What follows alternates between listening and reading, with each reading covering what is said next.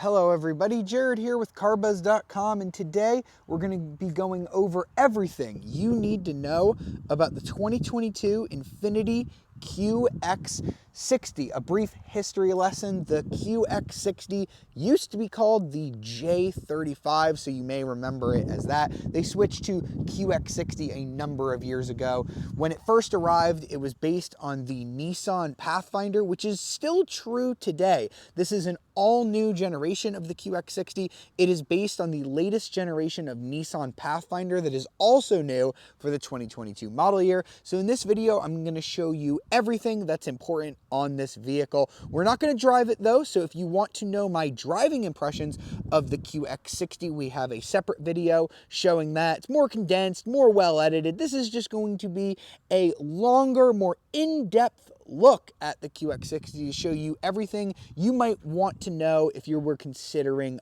buying one, or maybe you just want to know everything about every car. So without further ado, let's take a look at the new QX60.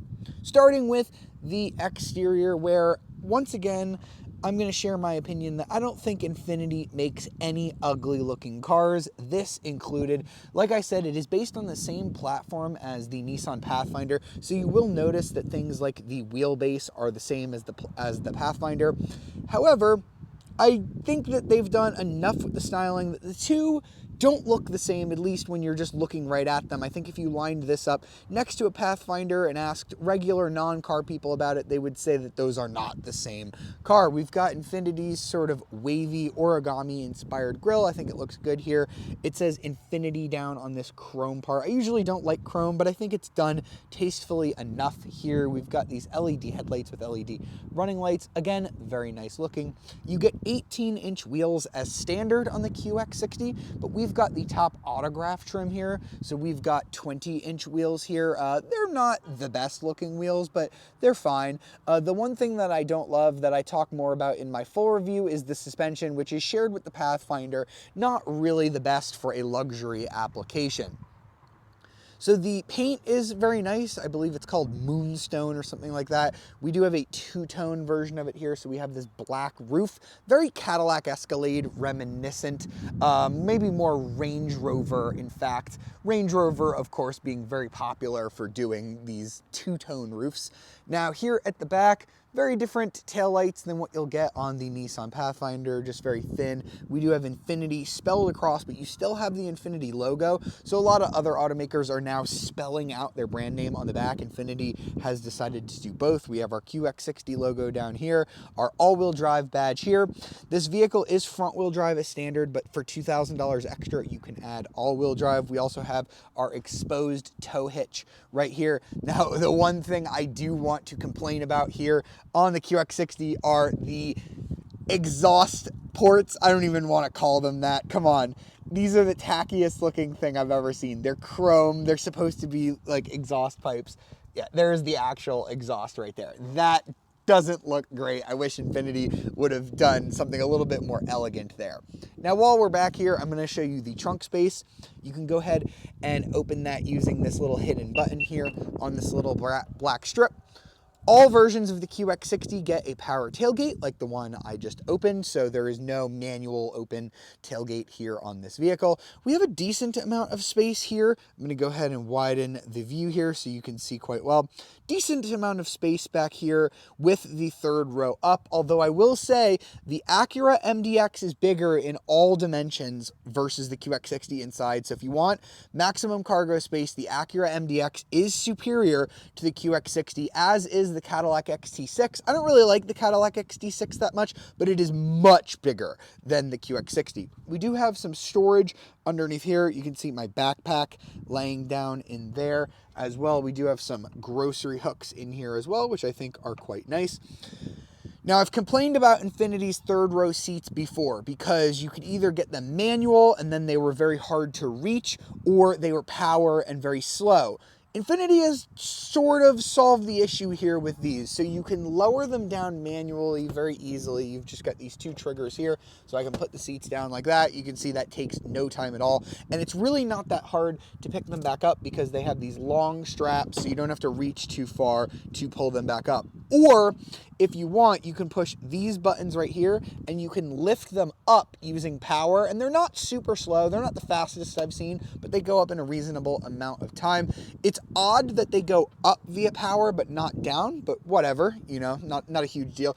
And they are very upright, but you can lean them back to give people in the back just a little bit more space, which is quite nice. The only issue that I have back here is you see these second row seats. We have captain's chairs on this model. There is no way to fold those flat without going all the way into the second row, which is very annoying because it's captain's chairs. You can't just do it from one side. So you'd have to walk all the way over to that door and then all the way over to that door to make sure everything is all folded flat. I'm going to go ahead and fold these flat so you can kind of get a good idea of what everything looks like when it's flat when we enter the second row. So now I'll close the power tailgate so that we can check out the second row.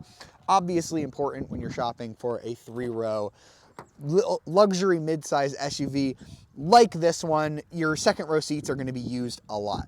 Once again, I'm going to mention that we have the autograph trim, so we have niceties like these sunshades here on the doors. That is quite nice. We also have a Bose Performance Series speaker system, which I'm going to say it's not that great. I think Acura's ELS Studio system is a lot better. As I said, autograph trim. You get these captain's chairs. If you get a lower trim version of the QX60, you get a normal bench seat here. So I kind of like the captain's chairs. They have this gorgeous leather that we're going to see up front as well. This really nice fancy stitching. I even really like it in the brown as well. You can see we have autograph stitched or embossed there as well. Now these seats are not powered, but you can use manual adjustment to slide and recline them as well. So you do have a decent amount of room back here. And between those seats, we get this center console with really deep storage here. We get 2 cup holders as well. This is removable. It's very easy. You just rip off this portion here. I'm going to attempt to show you here. You just kind of yank this off, and then there is a little trigger here, and this can come out quite easily. Let's see if I can get it. There we go.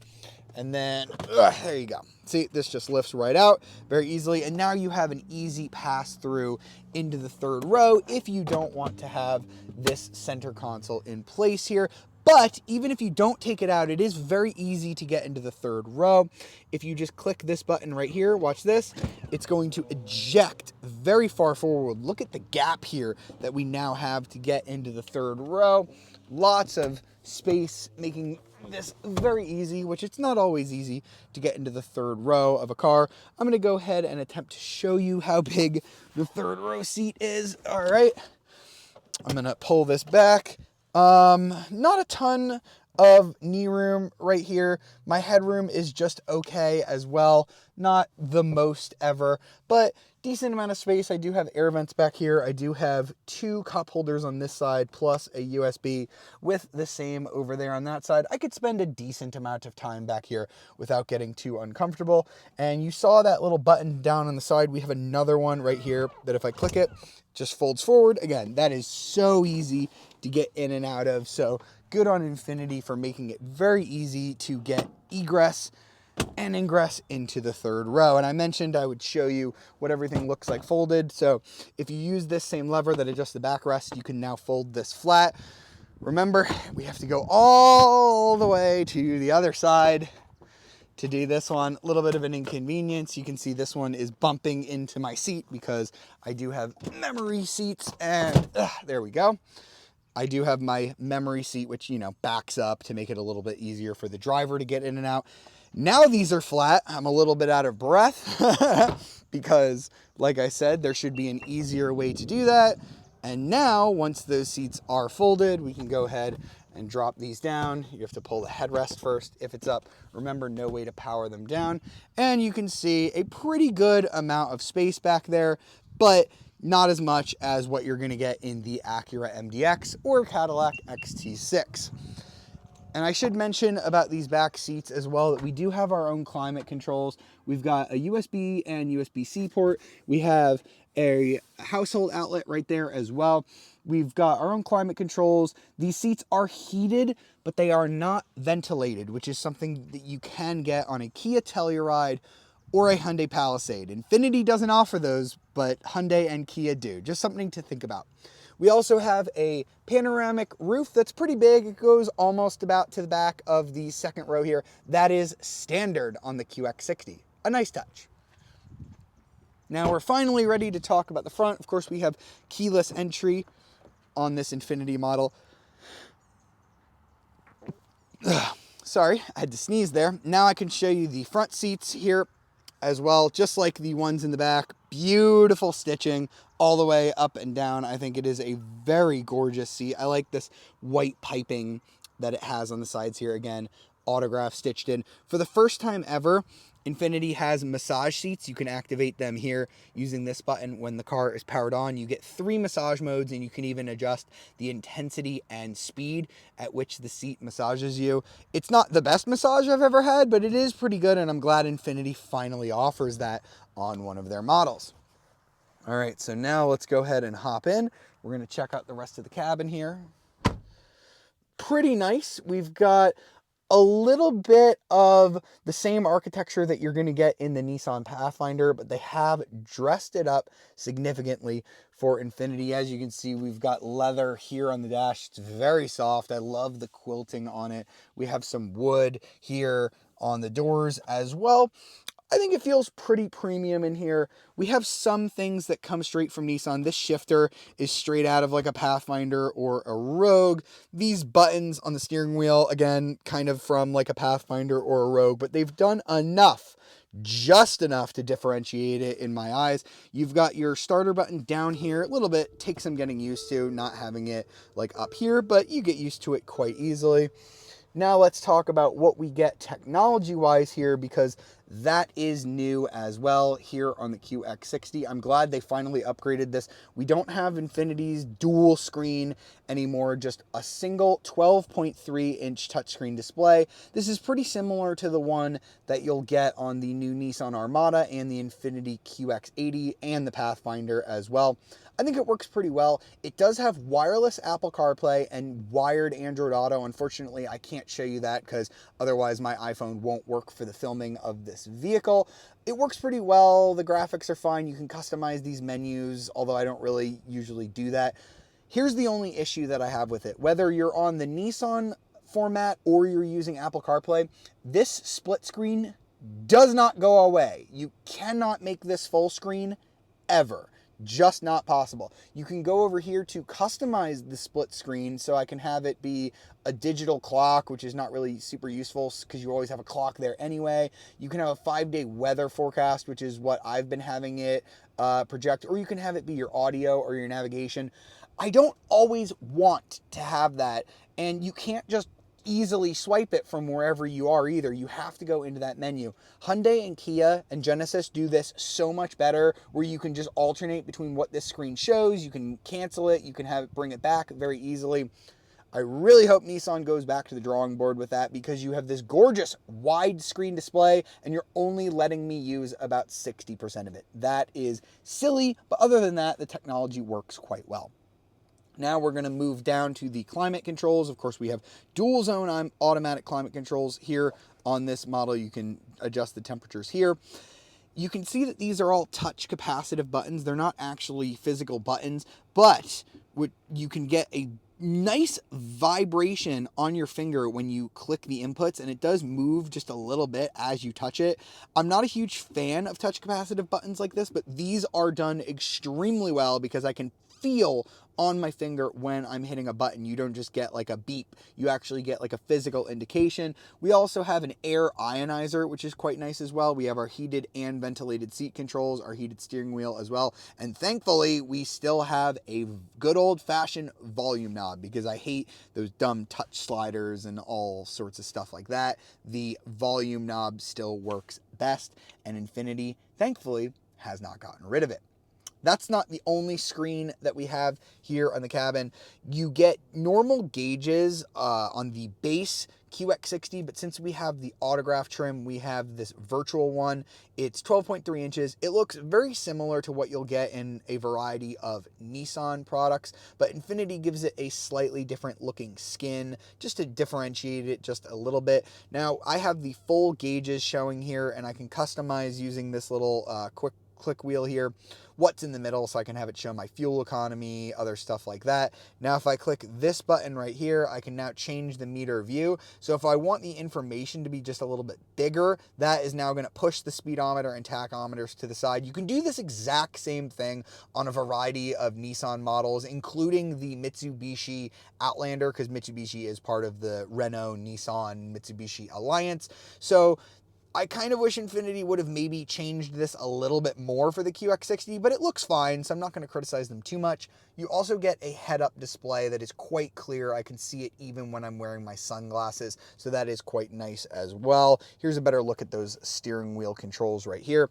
We do also have Infiniti's Pro Pilot Assist safety technology. When you click on this blue button here, that's going to combine the adaptive cruise control functions and the steering assists to basically drive the car semi-autonomously. It works pretty well. Not the best system I've ever tested, but I believe that does come standard here on the QX60 as well. While I'm at the steering wheel, I might as well mention the paddle shifters here. The old QX60 had a continuously variable transmission, but that is no longer the case. The QX60 now has a 9-speed automatic that it shares with the Pathfinder, again, sending power to the front wheels or optional all-wheel drive. You trigger that by pushing this button. You slide it back to put it into drive. You can slide it sort of halfway for neutral, and then all the way forward is going to put you into reverse. As we do that, I want to mention the 360-degree camera. This was an area that Infiniti was pretty good at because they've offered it like for years now, but they never improved the graphics. It was really crunchy. You could see stitch lines in the image, you know, because it basically is 4 cameras stitching this image. Not so anymore. The camera resolution is much better now, and as you can see, it looks like one complete image. I want to just praise Infiniti for finally doing that right. They've definitely improved in that area. Now here on the center console, we've got our 2 cup holders here. We do have a scrolly knob that we can use to control this screen if you don't want to touch it. I kind of forget it's there half the time, to be honest. We have our auto hold feature. We have our parking brake right here. You can shut off the automatic engine start-stop using this button. I've actually done that several times because I find it to be very annoying. And we do have a drive mode button here that we can cycle through sport, personal, eco, and auto. Honestly, I feel like this car drives almost the same no matter which drive mode you put it into. Down here, we have a wireless charging pad, and we also have USB and USB-C charging ports there. And then we have our center armrest here. I believe this is for like tissues, these little triggers here. We have another USB port that is just for charging in there. And we have a pretty sizable glove box here.